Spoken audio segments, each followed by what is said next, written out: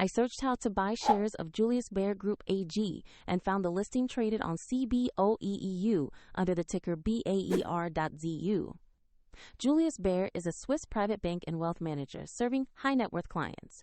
This is an educational overview, not financial advice. You need a brokerage account to buy shares, and I'll use eToro as an example to show the steps. After registering, you must verify your account, usually with an identity document, and then add funds to make purchases. Use the platform search box and type the ticker BAER.ZU to find the stock.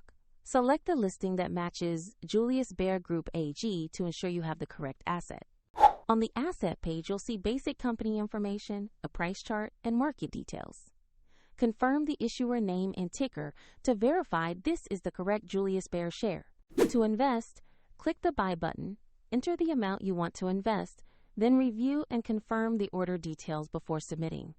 If the market is closed, your order may be scheduled for the next session, and if you lack funds, the platform will prompt you to add them before confirming. Your new position will appear in your portfolio once executed. For convenience, the eToro link is in the description if you want to follow the same process.